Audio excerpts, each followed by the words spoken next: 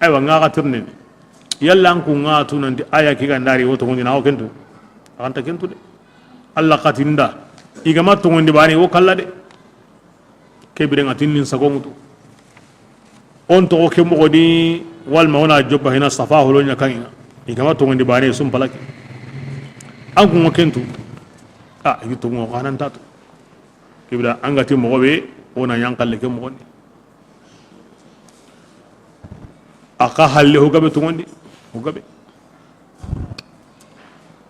bismillah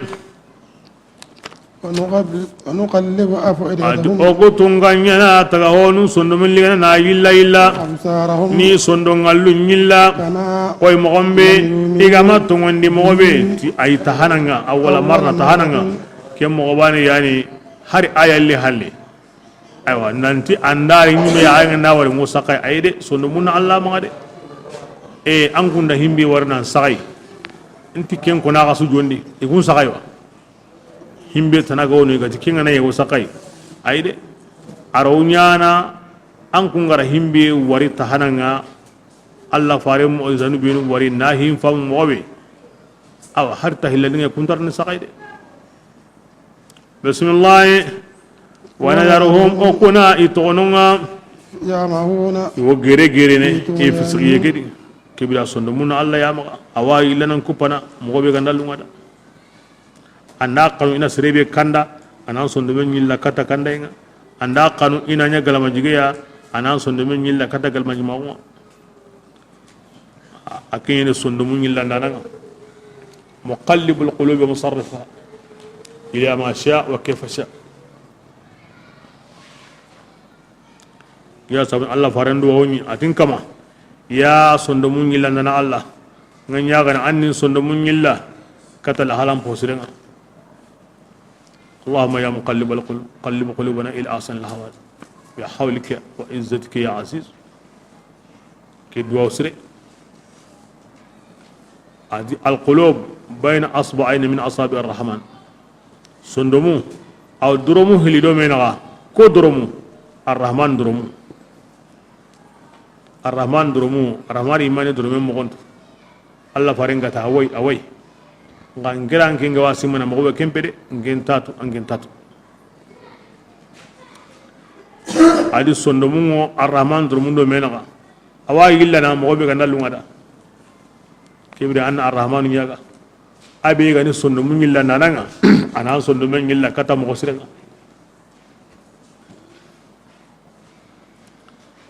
bismillah ولو أننا الله وتيغامني da Allah faren be gati anya har sahabon binu gata anya agara sugandi yenkini igati kebirenga asrin kundu kebirenga aho haqiqan ko konnida ati hari aganni ogo tunganga oganna malika nun yankandini katti yade ikomi gara bundu mo gobede وكلمهم hari hurunganna ishalle magunu komi gara koni mo gobede وأشرنا كل شيء oganna hon suka pameya inindini yagarangallenga walma jama jama kubulan aro kubalan digara himbe mundu tanya oganda sunya yagarangallenga jama jama walma jonko yenga ma kanu adi ayake mundu ndanu mayana kuda intongondi de yani ayan tasre tongondi iganda himbe ko Allah fare haro oganda sunya de ay senta ayanda dabarenta ayanda awngena sabu ni sakundai illa an yasha Allah ka Allah ganda kanu himben to ngondi kinyan to ngondinde ولكن أكثر ngasurum po gabunga intaketu kini go ayam mundu na ayam mundu kapad dalen qurayenga kin kanun ko tawni ange yimme siginte ke maholamin aya ga madanga ngeni من أين دعاني الأمي أمر قرامودي الله أنت سهندني أنت سهندت أنجن هولي هم بيجرا بيسو كانيا سير أنت ميكوني منين دعاني كني كي أي الله أنت أي أنت نار أنت سين الله يدا أي أنت تكهوني في الحقيقة الله يعني كان ده أنت كنا نارو سير سندومين Allah ganda qur'ana ko ana tiga kandai nyani noro nyani sahare nyani aywa ka keta Allah ganda nya sere be dani de kem balle anta wutun tandu de anda Allah faren ko ana tiga ke yani noro nyani tungun nyani kandai nyani walangale nyani aywa ka anta wutun tandu de Allah ganda rangar jagandi kingen ngake ngure ti Allah faren piti kanda nane Allah ti kanda nane nyani ke ngure ti qur'ana ti kanda hoy Allah ti kanda hoy nyani nga haqiqan di Allah yani ngaw gemme anna ko qur'ana ni kandan dananga Allah fare ni kandan dananga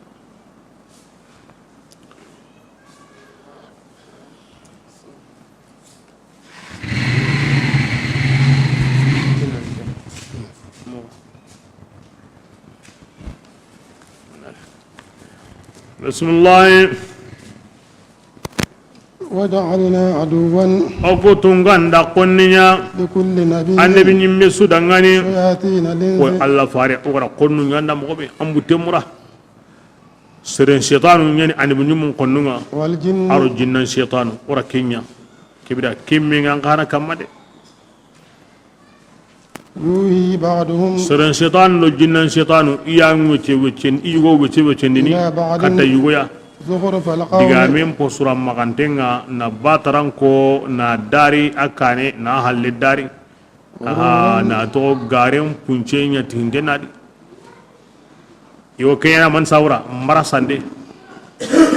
ولو شاء ربك Allah ganna kanu ya an kama ganna kanu me kata dabarinde ga Allah dungeti ki kuna kenya a dungeta yiga ina ikomun pajum bondi tay a haqiq Allah yani ngara sawurlo ko di sirin shaytanu aro jinnan shaytan bismillah wadarhum ya rasulullah ke birin ay hayni tonunga وما ido hongo me يفترون ido kingaran kutunu ito ko me di gareke aha in ke ko ni ko Allah fare kiya ko ni be suda angati Allah ko ni a ango tambini de faro malla ya ndalla ya de ando sere shaytan mumi ando jinnan shaytan mumi konnu nganga e be suma Allah ko musurun kan iswangen kanunu kinni mohali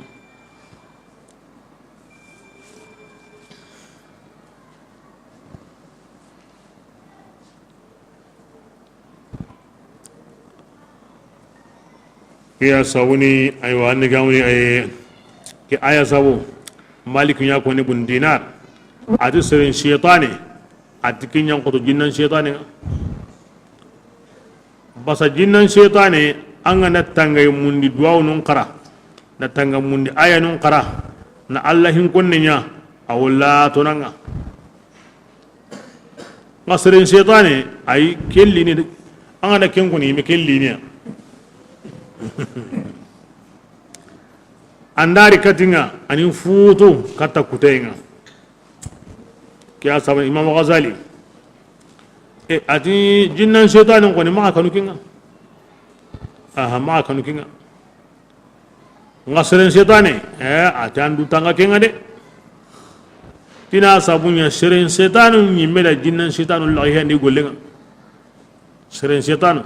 ila jinnan shaytanu la yandi i gollenga yime idi shaytan yimen tum megeta ku ma kutunya gabundi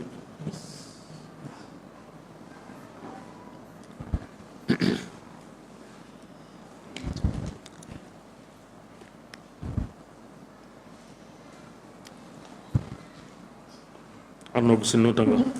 antani udi ma Allah ganda ko mebe gisindi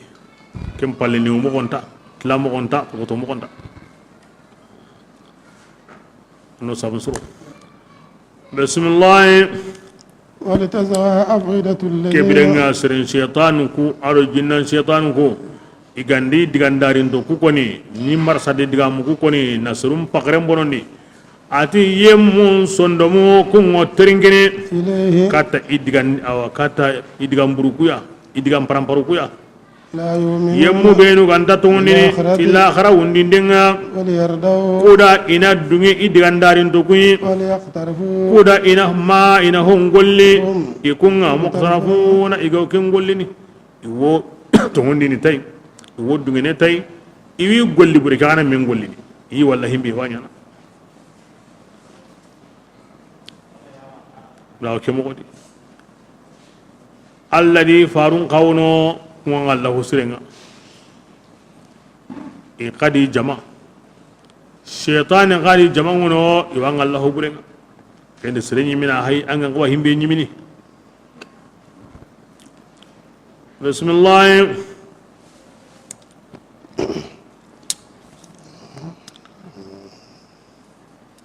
afa ghayra allah ke wadi makka alla farendo surunna quraish aqoto nan qoto hi wi maga kini la da qasi at-tahkim kitindi de agma me kita hindi mo sudi be su ganda ka be kallen kama aga hilli suron pilli wala jamanun pilli ana gemadi ke birenga ona konya o kitananga woy men dage mo himbedi wono mo on ko ni kenda kenga nda kite be kutu o sundunge kenga kinnam basu soriye be anta ko nan kampe keni la raju biren go a koto nagam boge farendi sirun naga ado quraysh sirun naga igi mukedi rikata alla farenga ke birenga o kudanke o su sawden wo himbe kendi ona kenka mamundu ona ya ko nenya kenda anda himbe ko o suluro kella kenga bismillah alladhi jabi alla farakida tiyallin kena kitana mundu kingan alla tanai awa kinnan kitingiran kunnaga kimun yana kamo pas akenya ni kamaninga ara qur'ana kitabin yang kandi kate angunga nanya kitabi walangalanteya aw tundu garim bakamedi yemmo benu o gara kitabin ginu kunga tu tigi nande qur'ana yang kahunyani nangiran kamanga bil haqqi tunga rasulullah yang genna maya gilli annaka mun sikanu ngade amma sikadi de yati muhammadu aywa ora kitabin qaranga nun turni yahudiyan don nasara kun sutan qalle gadi ton kebrenga o sunge musredi ora ken turni allah faayati akida allah bani na gondi qur'an allah kitabin kendi ken allah farenga kendi onda kara o wundi ni kendi ngena sere mundu himbe ga kinoro menaga ko ngena kamo hillo dinge ma koy alla ya na qur'ana ke yang kandi tungundo gare ni bugu medi wa aga ta gara karanga nun turne di tunguhe ngade o gara kitaben kin himbe ne kun atude nan di agri alla yi nan di tungin ke ko ni makka kata kane igari madin yahuyo ni bidu ka tungondi itimani o gara wari bani ora to tungin o gara wari bani ora to an binyimi alla gati watu de atora iwatu qomi mogobe gawire muntu igo alla farantu mogobe ti dalle no ma anguto haran qoto mogobe gawire muntu ko ni ke mogodi himbe ga sigay an sigay himbe ga ma sigay wa ana kundo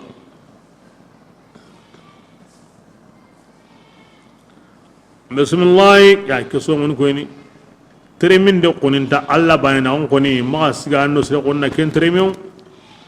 ona ko tirni kengana te bani ne kemire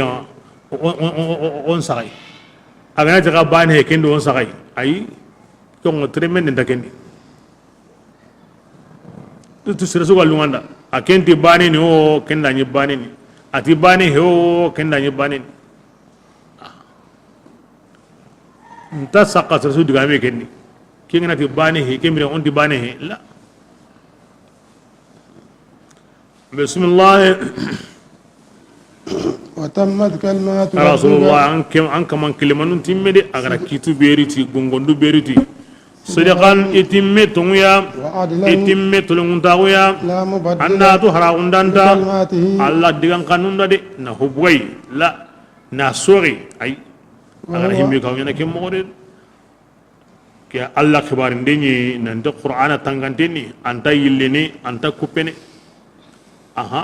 himbe ganya kitabe qasunga kunta nyana ide aw kuma ga wornati inna nahnu nazzalna dhikra wa inna lahu lahafizun ara gotin wa qur'anan qara'nahu ala wa qur'anan faraqnahu litaqra'u ala an-nas ala muktin udgam suram bana qur'anan dayillene anta kupene anta harageni hunta kapai hunta bakai himbe gara kitabi dangin ton kita to ana burunga kupane sagonga ken tangina qur'ana bismillah wa huwa allah ta'ala as-sami'u ayani digamu mukananga kullun to anangeni sawranga na ka hay awa bakai angana harawo awa to kemo gondi antanya na halle bismillah in tuti aksara man ya rasulullah anganna jaman poga bembatu iga munyenni iwan samundini maka allah dinangare jaman poga benni mani kahirun awre henandi maka tokido jaman batede ay ona makka lenki makka hoga benni mani yake kota kahiri hinjo pa wakati ngeni ini tina Allah farembe ko diga mundi tara jaman sori ara jaman sori kenyi digan killenyi goy yazabul Allah wa tinada ikunyi me bane hede nyen kamma lenki jaman poga wen mani kahirin jama tokro jaman batte oro kande jaman aro kisi jama aro islam jama o gandati nyen jama daiman kahirin ga ben goy ya gaben ma di ma jaman sori hinne ngoro jamanga khairi ngoro jamanga jaman sori enta gemme odo islamin jama Allah faringa na jaman ko na surondi awdo islamin jama Allah ga na jaman ko na fasangundi awdo islamin jama la muriyen piti munyen jamanga de ay hinjo pawuce munyen ko ni jamanga na kahmame kahirinya gaben Allah faring Allah subhanahu wa ta'ala anganda jama munyen jama mpo gabanga ndi ro kumbate an musamma baga Allah killenga de gadi ma buro jama bate odo dinan jamanye islama on jama ma buro kenya bate nam buro kembate kembe kuntendi bismillah ade jama mpo gabenda o batunu illa wanna maganta nagigi na simana gigi himbe ganya kinga bane ayugoni mani makka ke kotanga jiban kabare ngono ke kotanga Allah faringara kursin den ko angana himbe kursiti Allah to nga ke ngo yigene jinda banu ngo yigene wa sellanda banu benu kan tayigene ara kun koni ka honu tammi ko ndayigene edikenga yana kamo an kun be gati Allah ne bane Allah ho karanden na ma yige ay mi ho karanden na yige wakati maka kini diga menyugo an ken kado an kutunti an kumpo karanden na nyige ulempo karanden na nyige gopempo karanden na nyige nga Allah kallina ma yige kalimatu haqqin aradu bihi batil to ngene ora ko ni ngawre heti to kudo gopendo wulina baso Allah ngawre tikinga yabu na kenya ko ni odo yimero gopenda wullem paso Allah ay kembe ina yeko ne man zawra Allah paso kuy kebrenga o wodo Allah bate ona Allah kallenya wutu haro ga nati kunta yigena sa ina yeko ni ina konan sawo ni kam Allah ti ay wa kallena Allah ti Allah anti ona kenya in yattabi'una illa dhann ado digame bega ko shaytanin jinna alo shaytanin sere yo wahay nyana kata meya digame mpo nyegendenga ke shaytanin wahay nyi kati walnunga ina sanki atago honundi alla gara kebe ko ni ana suri ya ngure ina dunge tay ina golli bismillah وإن هم ati serem boga be manya إلا maganta يخرصون igarana إن ربك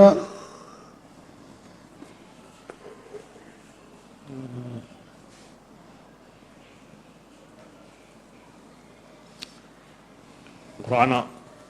akam bangen dengo aramu kanen na koyre nan di wa inhum illa yakdhibun kenta ke botem paka al ikhras awarna kan qutl al kharrasun an taqum nan di kenya na to amanya wal makki koni na to amakoni wa angana kono al kadhib kemo kenyu kempaka al ikhras yani sun ngongo tin di simma nan gokke ken ikhras na tumum bay ago bonno ti digame be nda mugu hede ay nda nya hede ay nara am pakar lañu ko katume na kenya na tango to ngi nit kenga kya to al ikhlas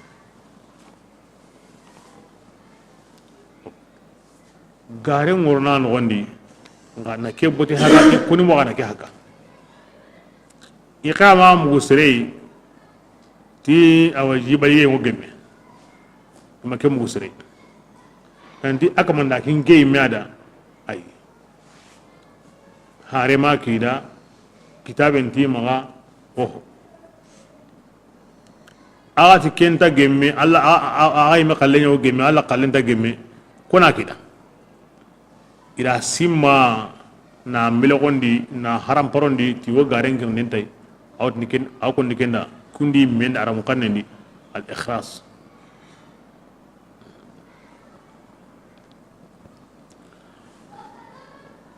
bismillah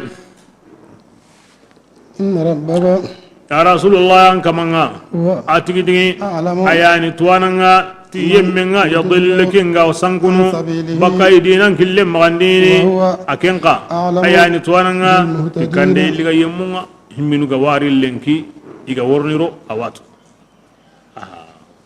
himminu ga samul lenki iga toko sammendi mi ga worne bugu awatu abestu kana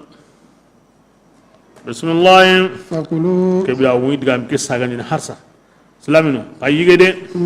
gilli honga igara alla to gongo awa himbe kamade akrusinte ma woli hon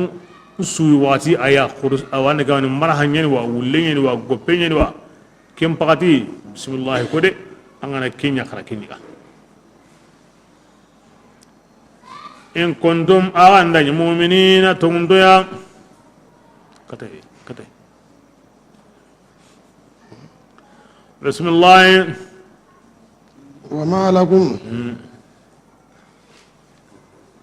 in kuntum gilla gandanya مؤمنين tungundanu ya ki Allah ayanunga وما لكم na wutuki ayaya imam malik madhabindi kursin dana nani am pakara wa bismillah ko nendi wajibi yana kamanna ko Allah ti falkuru to be ken wajibi ni angara wa konni am pakara ga wadi kibra wajibi ni kengora anga nandu tubu na togono Allah wa konni am pakara wadi akem madhabindi an taygene me shafi ma sunna nyeni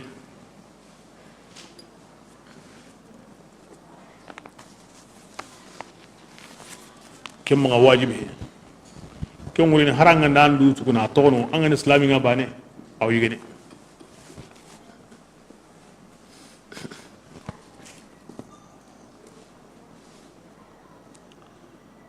asukra riga mani fadhkuru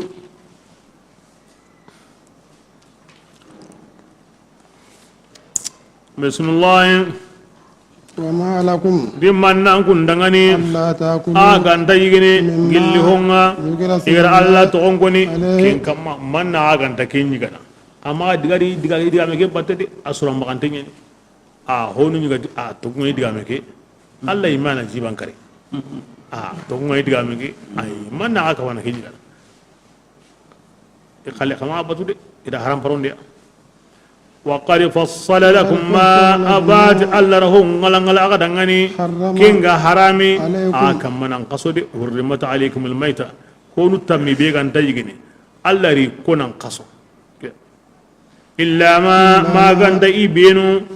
دولنغرا حتاغني كتايغينغا كيبري خراكينغا الله مدي قما جيبا نيغا مغنسرو أي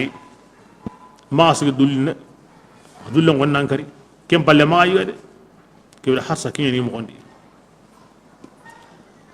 بسم الله هذه سرهم فوقبنا يوسان كنو تيجون كلهم يده أيا نجيبان ديغاندي نهرامين ديغاندي ناني تواغو هيغو توغنا يده هنغاني تواغو يده أنغرا هو نيا أغانتا سيمبني كاتا تواغوي كم بوتغون دي سامتاو أنغرا هو نيا أنتا سيمبني تواغويا كم بوتغون دي سامتاو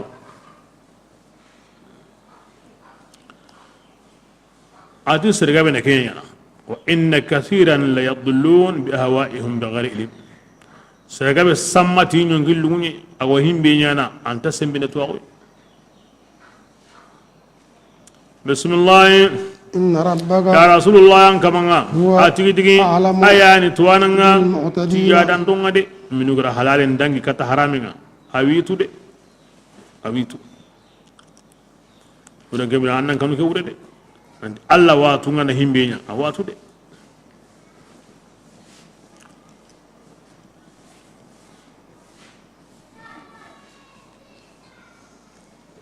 Bismillah وذروا ظاهر الاسم ati kebire ngangun nan tokondi ظاهر الإثم junubum po bangantinga باطنه aro junubum po mukunte kala su tokono kyallo gonta aha إن الذين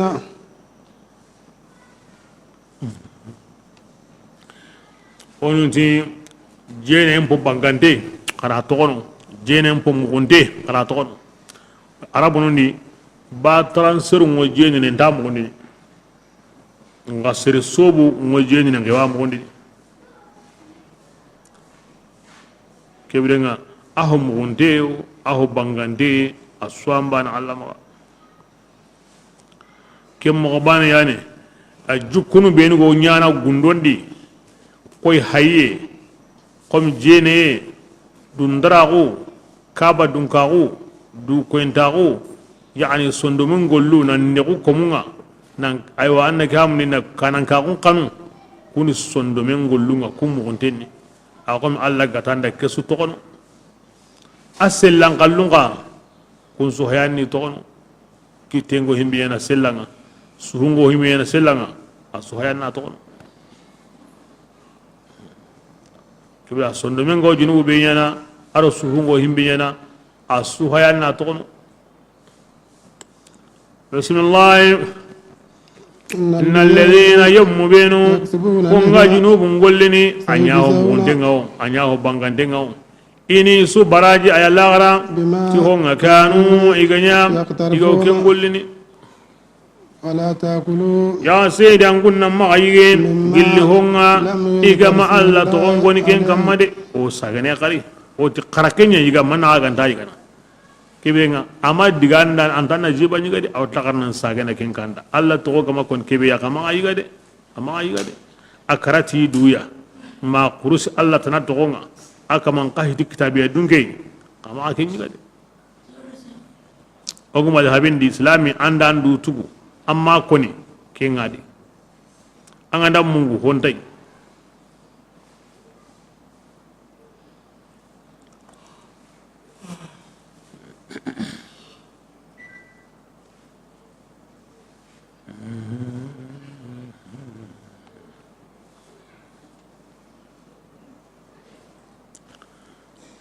kebrenga kurusindi wala madhabun naqat sura wara kenya kama aha amma mujtahidun wono inda madhabun kunna qatride kunda ke aya wara ho su islami angana yiga na woni bismillah tanga makken wonta dage manayiga kunda wara kenyu kedi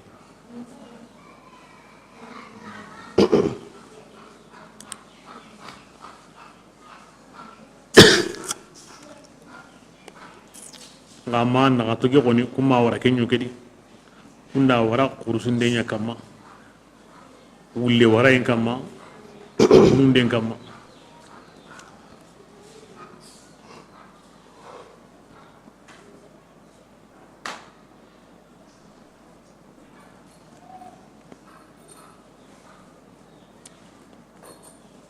jiban koni ken kiten tuinteni angara kurusin nem pagatin ka anda Allah tana to ngoni ken kana kiten tuinteni islami ngana kenya bani andi nani mam bono killa makin an kursin ho kurus nem pagati bismillah allah akbar angara hotana koni himbe ga dikenga anyi menya kahiringa anyi retegi an asubono angara ho nyangundi siya koni ho angini mentano khar islama gonde khilama kyan cheke bismillah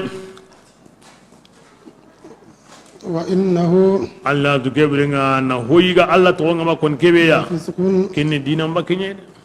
wa inna shayatin ana du shaytanunga yuhuna iyo awa iweche wechendina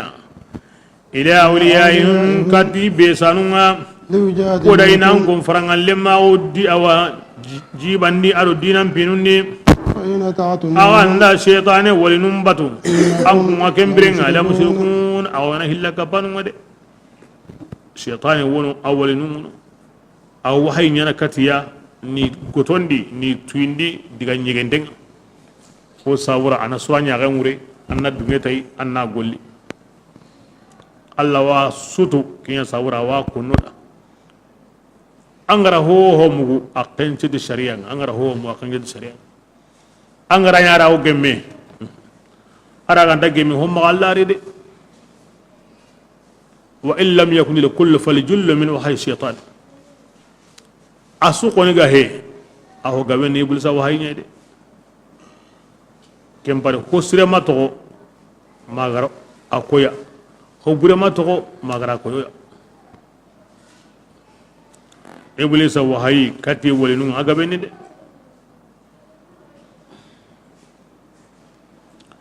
bismillah awaman ngati yalli yemmen bewo kana عمر بن الخطاب حمزة عمر بن ياسر الله فارين يمي كون الله كم سرما دي ايوه ياللي يمن بي كان كين يمي غنيا ميتا كارانتي تي كاهراغنا فآييناه اوغرا نغارني تي كاندايغا وجعلنا اوغرا نورو نيا ادانغاني او تريني تيكن نورو قراينغا سروندي راتون وري تومي نا باتو نا غارين غاري غاري نا لاتاي اوتي بصيرا نيو كينيان ادو نورو الله وكينيا ولا سرين سن مني هنا ان قصغر الله توتاي ان بنين توتاي نا لاتو ان خيرين توتاي او خيرين توتاي ان مونونا دباري اوغرا كينيا سريبيرا akarantini ti kahiraunga na ngarindi yalli kedo serembanawa ken kamane onda tona misali ana bitunya di aka mamanya bakane bitukudi ngani kahiraum bitugo kumbana la untabana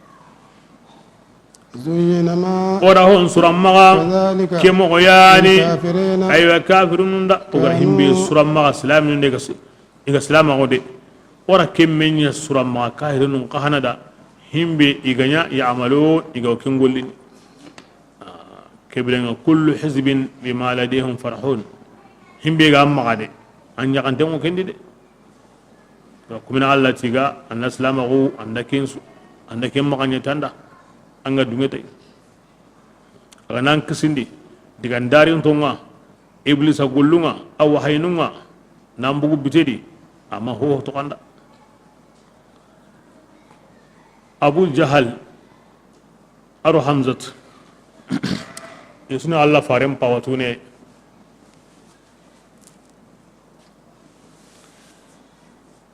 hamzatu abu jahali alla faren pimme kan de wama hamzatu anyiga lada indiga woli aha nandiga gunnendi aro tamundo bunu aro gunno hono wonde kenyiga lada mo sri ko ta diga kinga aga nyirni la kada ti alla faren sallinte abu lahabi abu jahali na gamundi adiga agullati daban pallankonga adiga wara asagunte nyonko asujunde nyonko lande akanen kama daban pallanko agari bane ila kara ari bundangundo igundiga mogo amaslama o hina koy atelemun nandiga abu jahaliya mago seta kama awa sampana ti bundangen karenga abu jahali wala gar qasana kata hamza tay aba ya ala angin ya ganda muhammadu gar kebinya dibem bakaranto ara kunya kawye o borinu awi diga murunu o habanu kille ara wara hamza tula jabi ati kon kawye ntankunga ko ama to kunya koni anna gide mbatu an kamanga ken kamane me kawyo كبري أن أقول لك حمزة أشهد أن لا إله إلا الله وأشهد أن محمدا رسول الله أرم ومبي كي قطع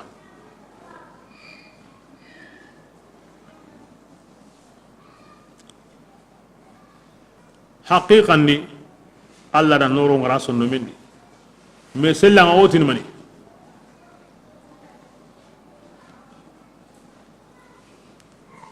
الله فارن حمزة ida kumbo bane su in qasam me honni anga ken qatibido me naga ada habo habe in qasam me honni ra kumbo bane su amminya ngeni anga na kinya sere ando himbe ra kombo su maminya ma onga ga do me naga manda habo habe oge manga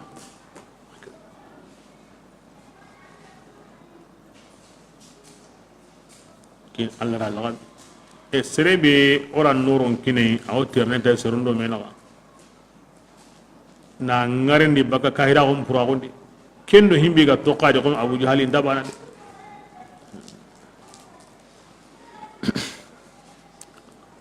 bismillah hamza salama kundu ya ara wuti benya salama gondi asigi Allah da ari kato dangenya dinan de mayndi Allah di farende manendi nang gengendi baka Allah farenga nang gengendi baka dina ke ari wusunya ke mo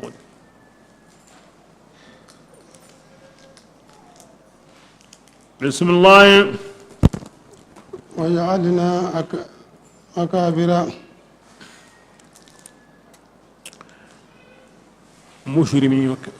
وكذلك جعلنا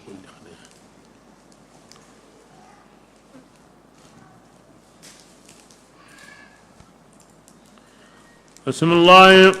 وكذلك ادي كم غياني اغرا مكه فاسقين كنيا مغوبي مكه سر قرون ودي كم غباني يعني جعلنا وكتون غنيوني دبو دبدي دبكي جنوب نيانا قرونغا كودا انا هيس دبر برين دبرني او دبكري نصرون كبا بكرونو تمندني بنته دبرني انا نيانا ايمياي بنتكن قلايا makal lenki manga mo bede de ben so ke mo di asal qoren su akanan ken su e su gollen mani fasaqaw nasrun kabarno killendi na Allah faran koni jalla faran bute murad no kon so ke mo di de ben sere buru qore asago nyana qore ato nyanda na qore anyana de ben sere qoru nyime mani sabura istidrajan mulli gayni e sega wanda anga tangan sagonya na angu tenta halle de kebira nga junubu ngabe ngo sahina ngade bila haqiqa ang mana nyanyi me ay anta kentua Allah kana sikina anya na burenga anya hankanga anya gianga anya darajanga anya tuwa ma siga anta kenga rikiride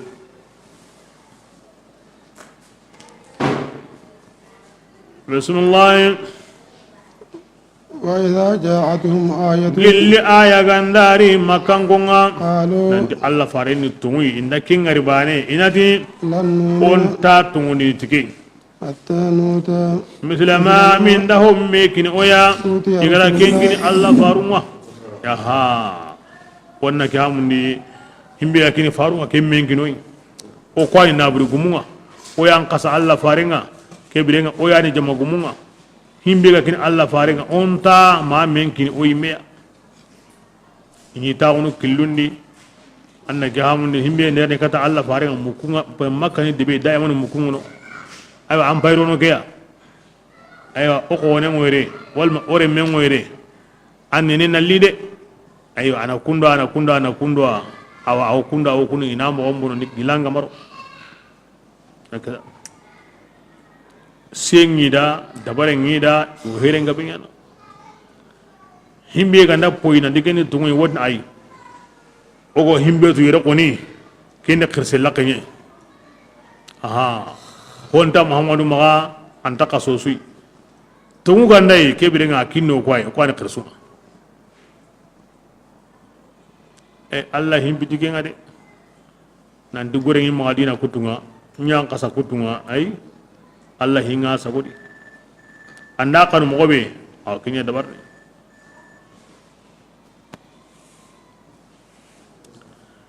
ken no hay no kube si sa duwa jabira nyani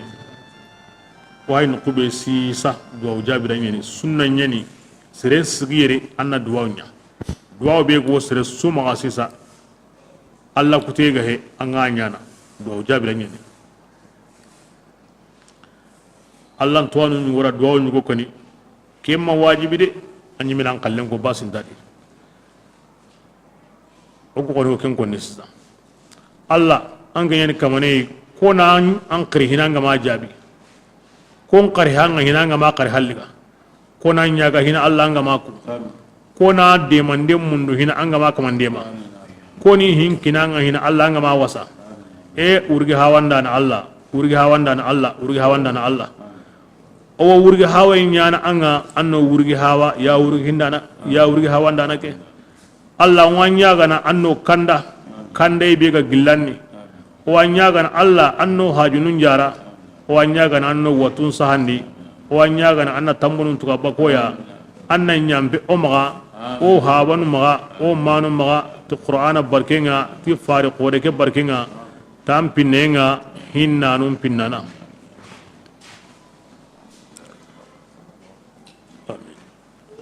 بسم الله الله تعالى أعلم أيادي توانا نقبي يجعل رسالة أغري هارنا ونيانا نقول الله ندو مين غانا سيجنو أمي هلو ندا قرآن دي الله توكي تهلو كي سورة خاصية قوري وادا مي أسو غندون ويدادي نغانا سورة كي قرأ تاندو مرتو مولان عام تاسو أنغا سكيري نام باجون كوني har ken paju gandai kampatun yeri nogondi nyambatun yeri wurema Allah gara bugun na dabari bi jalalihi wa quwwatihi tanmiratu surake ta so amu sikire nan paju mundu Allah ba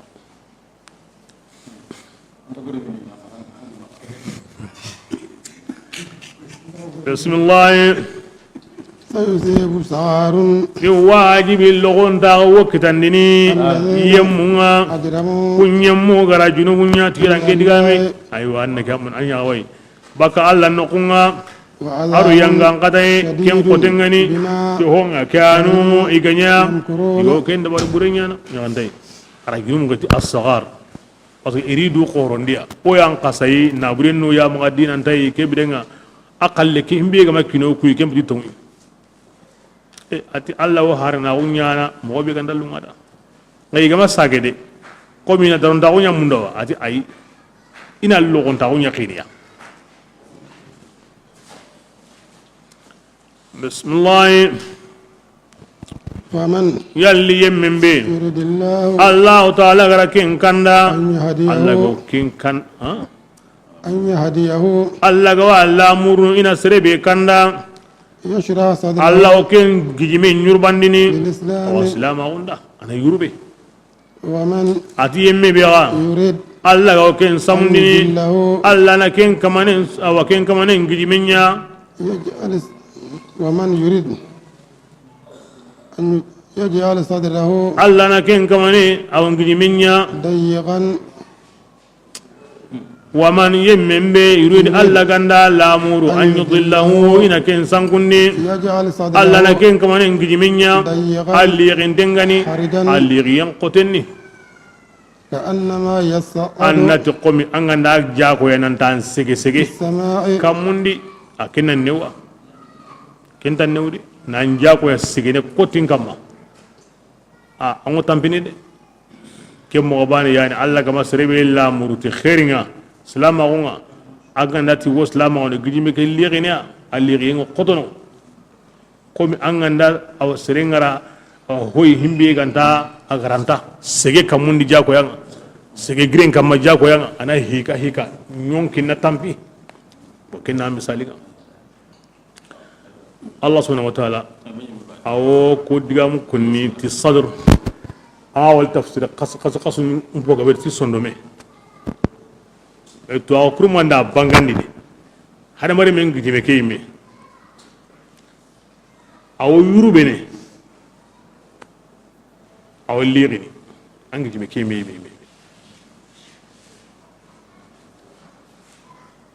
angi jime kayme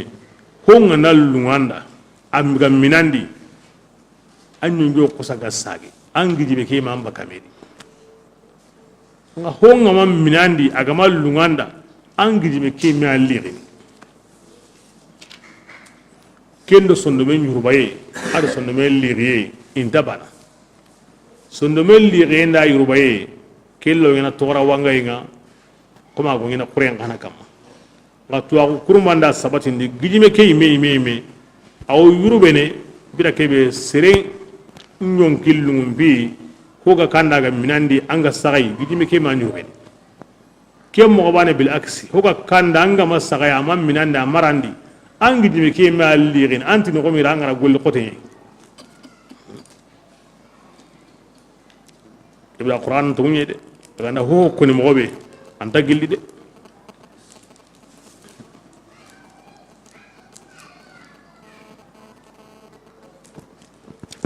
kiya sabuni ida Allah faren turndi gilabre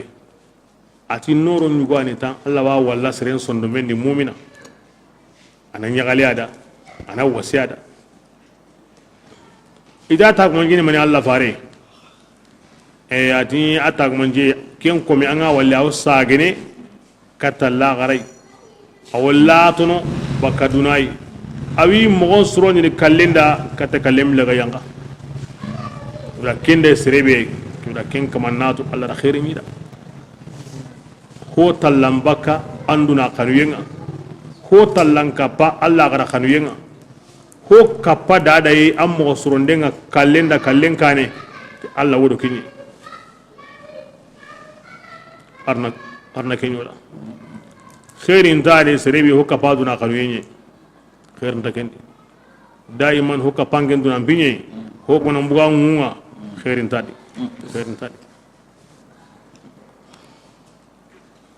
بسم الله يجعل الله الرجس الله تعالى تيغو ينغان قطعي والمشيطان يواكل فيني يمون كما كون تتوندني كذلك كما يادي وهذا ati muhammad angem bay kille be kama صراط ربك ken an kaman kille nyede katli mun denni de ngen tani de anda ke kille ken kille o minna akullenni qur'an kempanga adigano toka kama bitentadi akienda uron sumbana ngen tadi tunnen tadi ke kille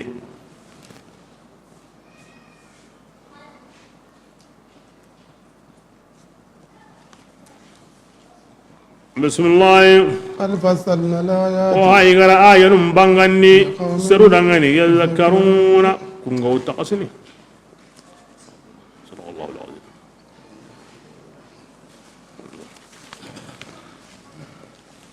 أرنا قونا صابا الله كما قدنغو خير الله يدي أرجانا كنوي نكسني بينا نقول صابا الله كم سري نرى فارن قننا نسري arno ya kharlen sriya no nya meda wax sriya no gundi sawaba gundi sawaba waram ko na tiran ko ni warja no sre ko misra na tagan ko ni warja na khair nyoli da na khawon kharin kino no kisna bonenga na basiun ne wondi oda ne riga اللهم صل على محمد وسلم سبحان ربك رب العزة